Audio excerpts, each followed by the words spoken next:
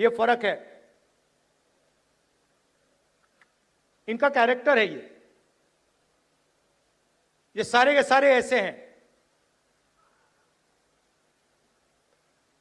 आजादी के समय से सरेंडर वाली चिट्ठी लिखने की आदत है। एक सेकंड में थोड़ा सा दबाव पड़े, भैया ये लो। हाँ, तो ये इनका कैरेक्टर है। कांग्रेस पार्टी सरेंडर नहीं होती है। गांधी जी, जवाहरलाल नेहरू, सरदार पटेल, ये सरेंडर वाले लोग नहीं हैं। ये सुपर पावर से लड़ने वाले लोग हैं।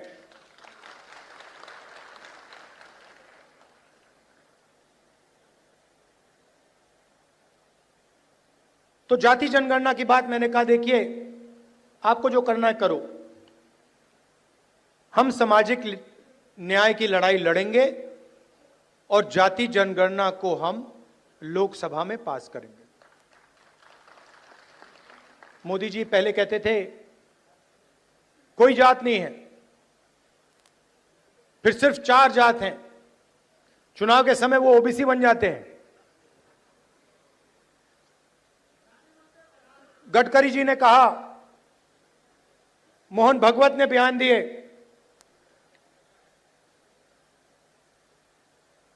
थोड़ा सा दबाव पड़ा, एकदम सरेंडर हो गए। मगर मैं इनको जानता हूं।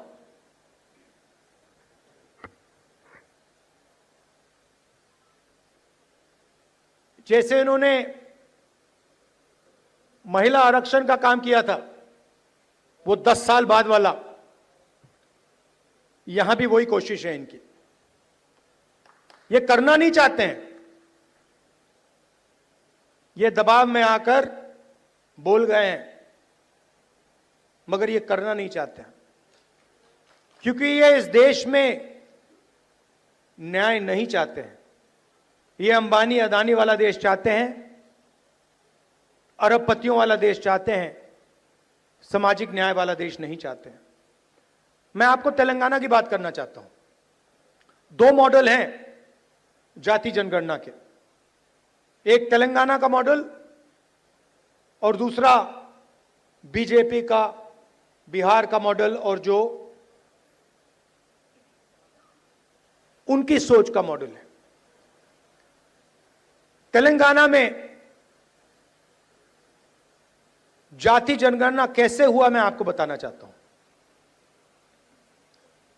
बिहार में बंद कमरे में सवाल चुने गए, ब्यूरोक्रेट्स ने सवाल चुने, बिना किसी से पूछे, बिना जनता से बातचीत किए, बिना दलितों से पूछे, बिना पिछड़ों से पूछे, बिना अति पिछड़ों से पूछे, बिना जनरल कास्ट से पूछे, बिना माइनॉरिटी से पूछे, बंद कमरे में 3-4 सवाल लिखे, जाति जनगणना कर दिया। तेलंगाना में हमने लाखों लोगों से सवाल पूछा, दलितों के संगठनों से, आदिवासी के संगठनों से, उनके नेताओं से, और हमने उनसे पूछा कि देखिए हम जाति जनगणना करने जा रहे हैं, सर्वे करने जा रहे हैं, आप इस सर्वे में कौन से सवाल चाहते हो। 3.5 लाख लोगों ने हमारी प्रोसेस में एक साथ मिलकर सवाल निकाले, और उसके बाद बिहार में सेल्फ रिपोर्टिंग था। अगर आप बोलना चाहते हो तो बोलो, नहीं बोलना चाहते हो तो नहीं बोलो। तेलंगाना में हर व्यक्ति, हर परिवार के घर में सरकार के ऑफिसर्स गए और उन्होंने उनसे सवाल पूछे। नतीजा मैं आपको बताना चाहता हूं। जाति जनगणना में क्या पता लगा? तेलंगाना का जो कॉर्पोरेट स्ट्रक्चर है, प्राइवेट सेक्टर है, आप हैरान हो जाओगे। तेलंगाना का जो प्राइवेट स्ट्रक्चर है, प्राइवेट सेक्टर है, सीईओज, सीनियर मैनेजमेंट, कंपनी के मालिक, इन सब की लिस्ट में आपको एक दलित, एक आदिवासी, एक पिछड़ा वर्ग का व्यक्ति नहीं मिलेगा। यह सच्चाई है। तेलंगाना में जो भी कॉन्ट्रैक्ट सरकार देती है, सारे के सारे कॉन्ट्रैक्ट्स 5% लोगों को मिलते हैं। उसमें ना कोई दलित है, ना कोई आदिवासी है, ना कोई पिछड़े वर्ग का व्यक्ति है। यह सच्चाई है। हम कहते हैं हम सुपर पावर बनना चाहते हैं। दलितों की आबादी 15%, पिछड़ों की आबादी कम से कम 55%, आदिवासियों की आबादी 9%, माइनॉरिटीज 15%, सब जोड़ लो 90% बनता है। इनकी भागीदारी नहीं है। और वही चुने हुए अमीर लोगों को सारा का सारा दिया जाता है।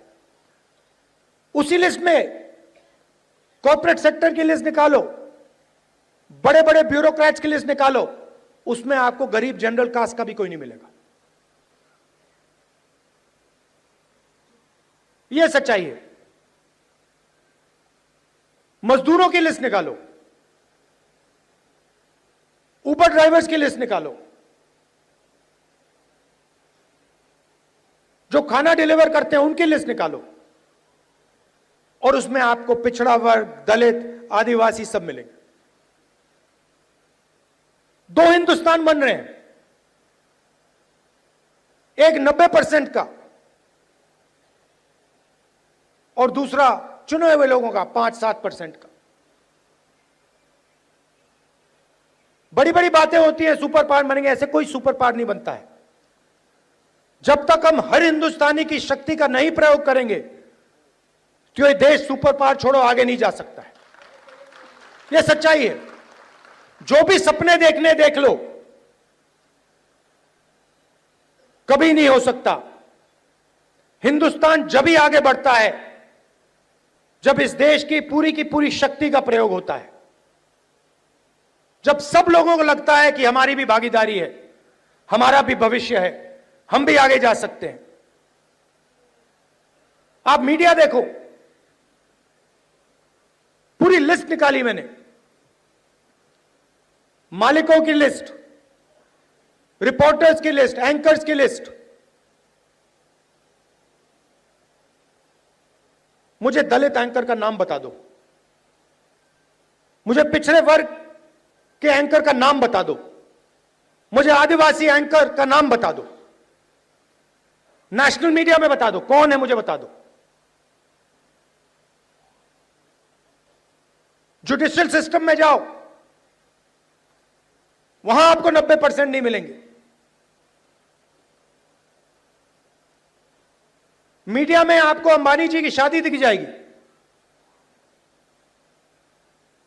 डांस गाना दिखेगा, मगर किसान भूखा मर जाए, मजदूर मर जाए, कभी नहीं दिखाई देगा।